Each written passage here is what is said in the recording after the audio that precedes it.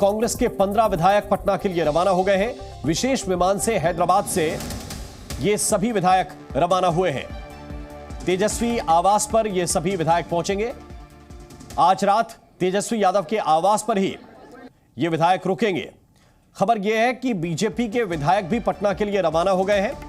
बोध गया से पटना के लिए भारतीय जनता पार्टी के विधायक भी रवाना हो गए हैं। तो फ्लोर टेस्ट से पहले सभी विधायक पटना पहुंच रहे हैं। कांग्रेस के विधायक जो हैदराबाद में थे, उन्हें सुरक्षित हैदराबाद में रखा गया था, वो आज पहुंच रहे हैं। और ये सभी विधायक तेजस्वी यादव के आवास पर पहुंचेंगे और तेजस्वी यादव के आवास पर ही रात में रुकेंगे। कल फ्लोर टेस्ट विधानसभा में होना है। उससे पहले बीजेपी के विधायक भी रवाना हुए हैं।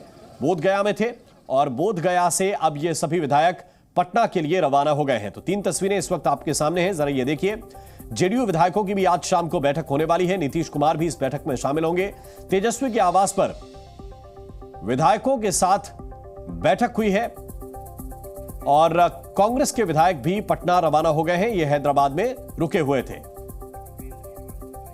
और रूपेंद्र श्रीवास्तव इस वक्त ज्यादा जानकारी के साथ हमारे साथ जुड़ गए हैं। हम सीधे उनकी तरफ चलते हैं। रूपेंद्र, जरा बताइए, क्योंकि बैठक आज जेडीयू की होने वाली है, लेकिन उससे पहले कांग्रेस के विधायक, बीजेपी के विधायक फ्लोर टेस्ट के लिए पटना पहुंच रहे हैं।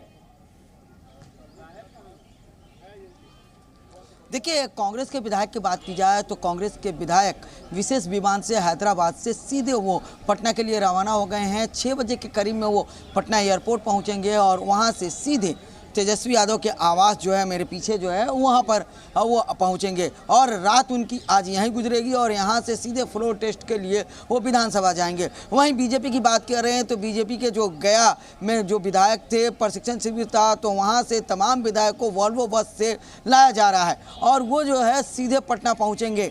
लेकिन अभी की एक बड़ी खबर ये आ रही है, जो सूत्रों के हवाले से आ रही है, खबर ये है कि नीतीश कुमार शाम में एनडीए की बैठक कर सकते हैं। जहाँ तक बात की जाए, जो जेडीयू की बैठक श्रवण कुमार के यहाँ है, वहां पर जेडीयू के तमाम विधायक तो इकट्ठा होंगे ही, लेकिन अभी खबर यह आ रही है कि वहां पर बीजेपी के भी विधायक पहुंचेंगे और एनडीए की बैठक वहां पर की जा सकती है। नीतीश कुमार जो है उस बैठक का नेतृत्व करेंगे। बिल्कुल, तो रूपेंद्र ये बहुत ही महत्वपूर्ण जानकारी दे रहे हैं कि बीजेपी के विधायक जो बोध गया से पहुंच रहे हैं, वो विधायक भी नीतीश कुमार की बैठक में जुड़ सकते हैं, यानी कि ये पूरी एनडीए की बैठक हो सकती है। और एक और बड़ी खबर भी इसी सियासत से जुड़ी हुई मिल रही है। खबर यह है कि एनडीए को विश्वास मत जीतने का पूरा भरोसा है और विश्वास मत जीतने के बाद 12 मार्च को आर्थिक सर्वेक्षण भी पेश होगा। विश्वास मत के बाद आर्थिक सर्वेक्षण पेश किया जाएगा और 13 मार्च को नीतीश सरकार अपना बजट भी पेश करेगी। यानी पूरी तरह से आश्वस्त है सरकार, नीतीश कुमार, एनडीए ये आश्वस्त है कि फ्लोर टेस्ट जीतेंगे और न सिर्फ जीतेंगे बल्कि इसके आगे की प्रक्रिया भी निर्धारित कर ली गई है। विश्वास मत जैसे ही मिलेगा, इसके बाद आर्थिक सर्वेक्षण और उसके बाद अगले दिन बजट पेश करेंगे नीतीश कुमार। उससे पहले शाम 5 बजे जेडीयू विधायकों की बैठक है। बैठक में नीतीश कुमार भी शामिल होंगे और खबर यह भी मिल रही है कि संभवतः बीजेपी के विधायक भी यहां पर पहुंचे। राबड़ी देवी भी तेजस्वी के आवास पर पहुंची हैं। वहां पर विधायकों की बैठक तेजस्वी यादव ने ली है और 12 मार्च को आर्थिक सर्वेक्षण विधानसभा में पेश होना है। विश्वास मत के बाद सरकार आर्थिक सर्वेक्षण पेश करने की भी तैयारी कर रही है। और आरजेडी सांसद मनोज झा का भी बड़ा बयान आया है। विधानसभा अध्यक्ष को हटाने पर उनका बयान आया और कहा कि अध्यक्ष को हटाने के लिए 122 एमएलए चाहिए। पहले अपने आंकड़े बताए नीतीश सरकार।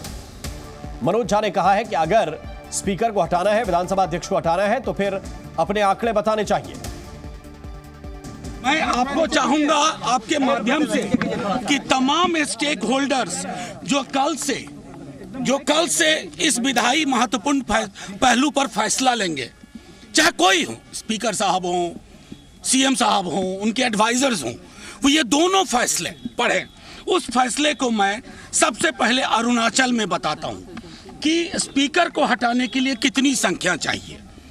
All the 10 members of the assembly, इसका मतलब है कि जो actual members of the assembly हैं, रहने वाले और वोट करने वाले नहीं, एक्चुअल मेंबर्स, यानी कि 243 में 122 चाहिए स्पीकर को हटाने के लिए। ये मैं नहीं कह रहा हूं, माननीय सर्वोच्च न्यायालय ने नवम रेबिया वाले मामले में 7 जज बेंच ने ये बात कही है।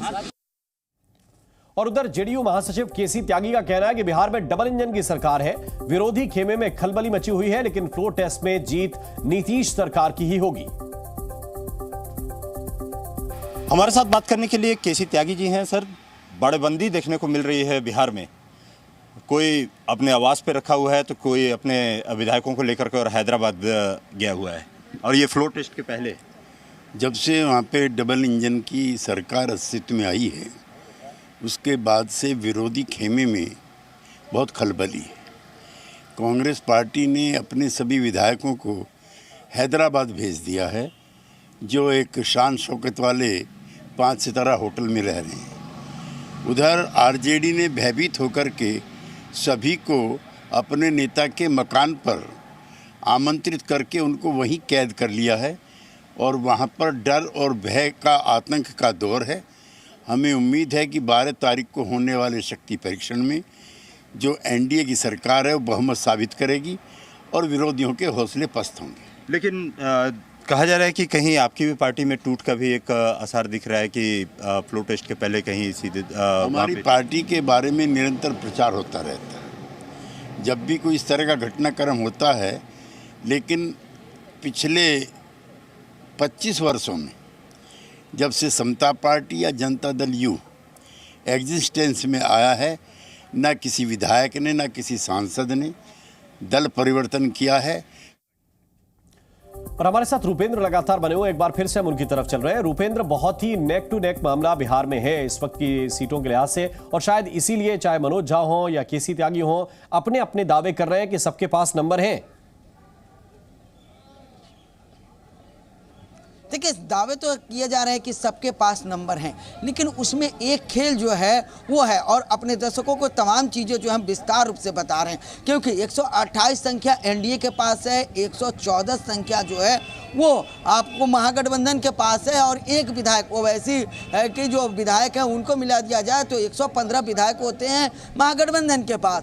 अब जो है बहुमत साबित करना है 123 विधायक से, तो 123 विधायक जिसके पास है वो बहुमत साबित करेगा। उसमें मनोज झा ने कह दिया साफ तौर पर कि 122 संख्या जिसके पास रहेगी वही जो है अध्यक्ष को हटा सकेगा। यानी कि मनोज झा ये कहना चाह रहे थे कि हमारे पास जो है 122 की संख्या है। अब उसमें एक ही खेल हो सकता है कि जो विधायक लोकसभा चुनाव लड़ना चाह रहे हो वही इधर उधर कर सकते हैं, क्योंकि दूसरी पार्टियां जो है प्रलोभन देंगी कि हम आपकी सदस्यता चले भी जाएगी, आपकी पार्टी अगर दल भी बदल कानून के तहत आपकी सदस्यता का जो है सवाल है तो हम आपको लोकसभा चुनाव लड़ाएंगे, तो उस समय कुछ हो सकता है। लेकिन जिस तरह से दावे किए जा रहे हैं कि खेला होगा, उस तरह के दावे जो आंकड़े के हिसाब से देखा जाए वो नहीं हो सकता। बहुत बहुत शुक्रिया, बहुत बहुत धन्यवाद रूपेंद्र आपका इस पूरे अपडेट के लिए, इस पूरी जानकारी को विस्तार से बताने के लिए। जी न्यूज़।